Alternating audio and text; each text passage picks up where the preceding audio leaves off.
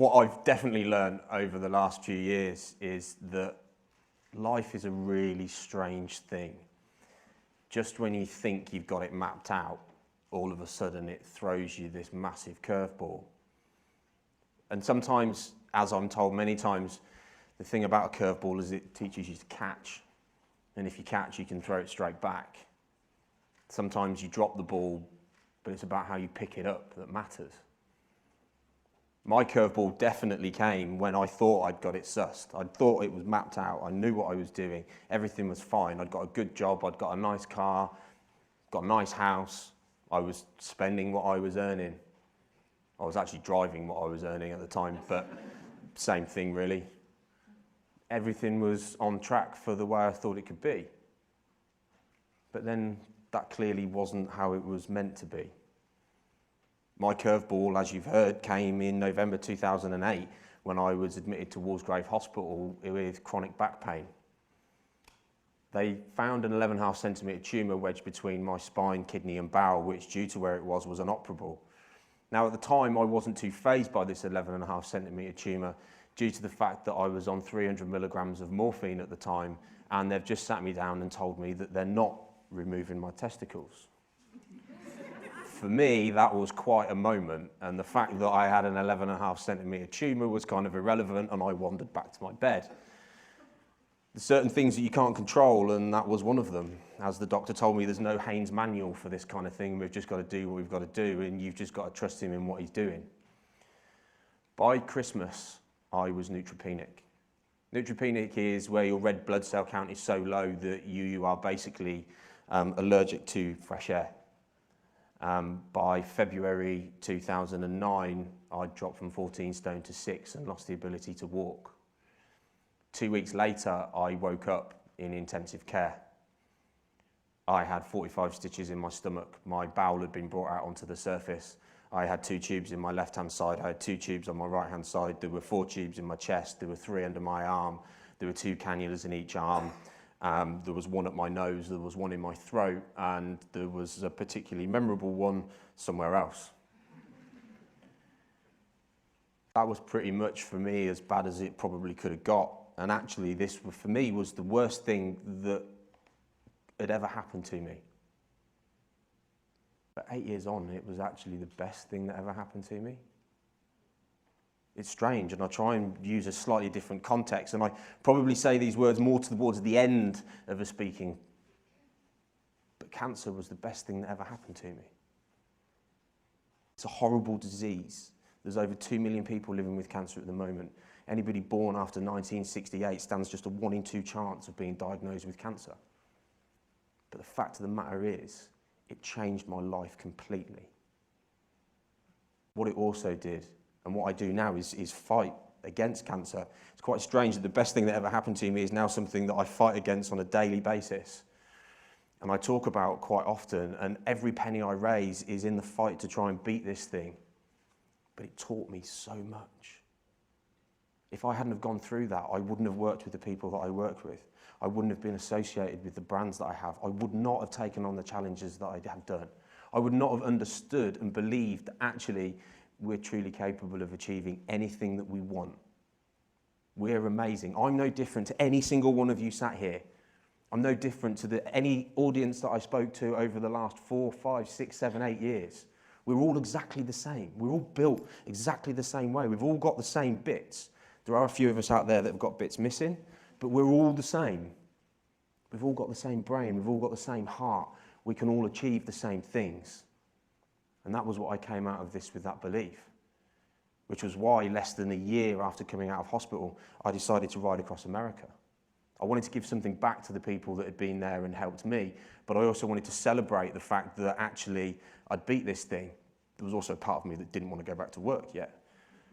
So I wanted to do something that kind of helped me rehabilitate, but also give something back and give some kind of worth to what I was doing. A reason to get out of bed in the morning in some respects. So the idea was that I would finish in Miami a year to the day of being given the "don't darken my doorstep" conversation again from my surgeon. I wasn't the most patient of patients, let's put it that way. But we get on really well and I speak to him quite regularly. The idea at the time was ludicrous. The most I'd ridden was 5 miles around a local reservoir.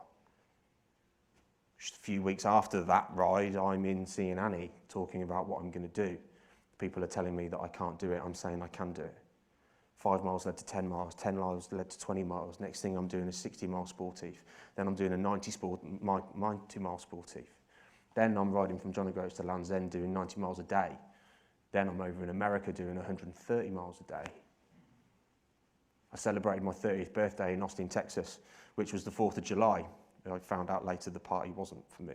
It's just something they do every year, apparently. 6 days after that, I was hit by a truck.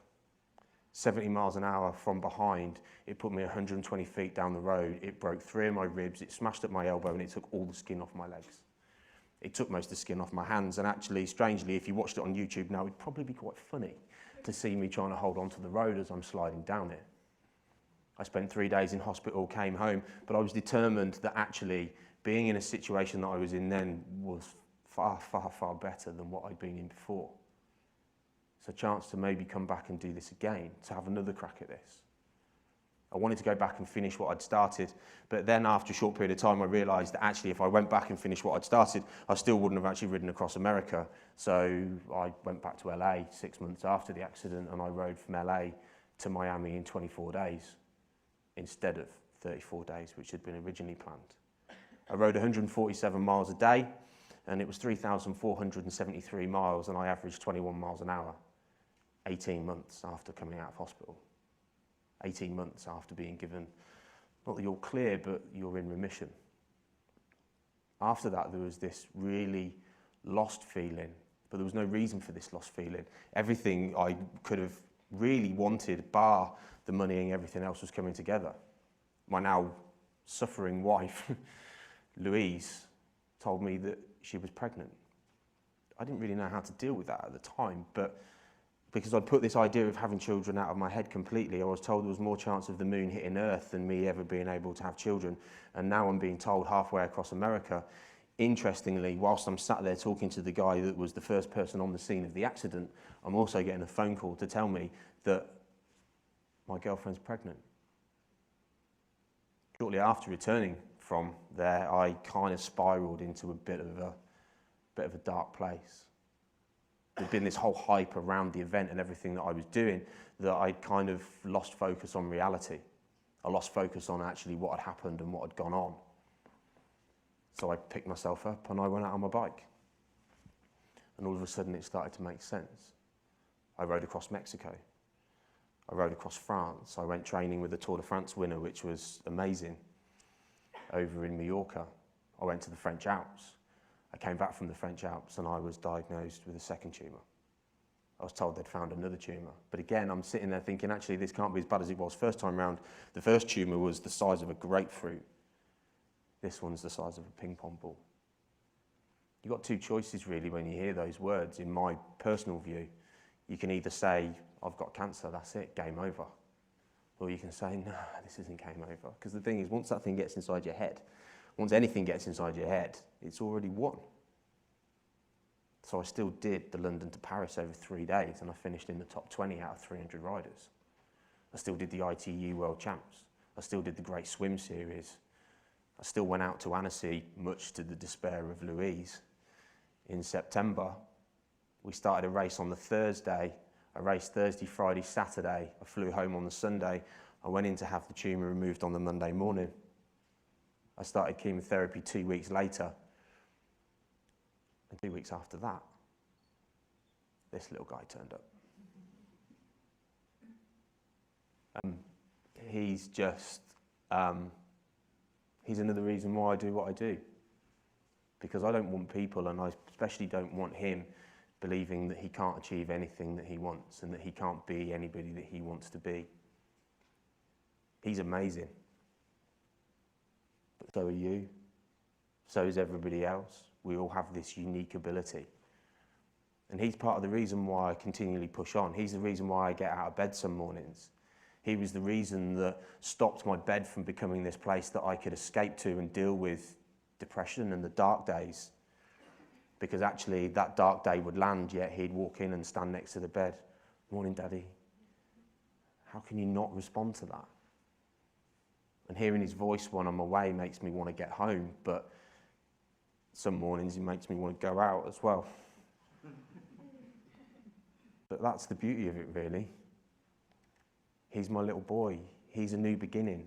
Cancer was a new beginning. The accident was a new beginning. Every day is a new beginning. Every day is a new challenge. Every day is something that allows us to become bigger and better than we already are. I think part of the problem that we have often is that, and there's lots of sayings out there, if your dreams aren't big enough that people laugh at them, then they're not big enough. It's not about how big your dream is, it's about how you get there. It's how you work out how you're going to get there. Which is why, for the first time openly, I'm quite happy to stand here and say, in 2019, I'm going to win the toughest bike race in the world. I'm going to go back to America in 2019, I'm going to do the race across America, which is going to basically involve me riding 3,000 miles in 10 days. But how do we get there? So how do we get there? Well, it's quite simple, really. We look at the fact we've got to ride 3,000 miles in 10 days or quicker. And then we say, okay, we're going to do this event, we're going to do that event, we're going to do 300 miles in a day, we're going to do the 7-day world record, which is 3,000 kilometres in 7 days.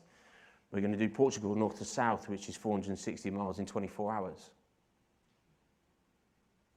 We're going to do Falmouth to London. We're going to do London to Paris, which I've done in 14 hours. I'm going to see if I can do it quicker than that. Once you've done something, you know that you can go on to do even greater things. As I've said already, we are all amazing human beings. We're all capable of doing this. And the reason that I use one step at a time is because literally that was how I got to where I am now. I wiggled my toes. I couldn't move in hospital. I couldn't physically move down up the bed. I could move down the bed really well. I could not get back up the bed, but I could wiggle my toes. And over time I could wiggle my fingers. And then over time I could move my ankles. And I remember the first time I ever moved my legs. The first time, I remember that night, I just moved them. First time I stood up for 10 seconds. You see, what I've been through over that period of time is no different to what anybody else has ever been through. Okay, the cancer thing, not everybody's been through that. Not everybody's been through the coma thing, but the learning to walk, the learning to eat, the learning to function, the learning to ride a bike, we've all done it. Difference is I did it at 28 and I remember every single second of every single day that I had to go through that process. I remember using the Zimmer frame. When you did it, you used a plastic toy with a handle on the back of it. When you learned to pick yourself up, you used a piece of furniture. I used a nurse. No different. We all sit there and we talk to our children, just one more pee. One more pee, Freddie. That's all you got to eat. One more pee. One more step. One more sentence. One more calculation. One more mile. One more drink. Arnold Schwarzenegger always said, one more rep. So many analogies out there that we can use. They're there for us to take them hand by hand, but often we read them and we joke. I read one yesterday which was on a card in a shop round the corner, which was the caterpillar thought it was about to die before it turned into a butterfly. I'm definitely no butterfly, but I know that we can achieve amazing things. I know we're capable of achieving anything that we possibly want to. Believe to achieve is the best sentence, I think, or best wording I think I've ever heard, because if you believe it, you can achieve it, and there are thousands upon thousands of great people out there in this world that have shown us that that is possible. Ladies and gentlemen, thank you.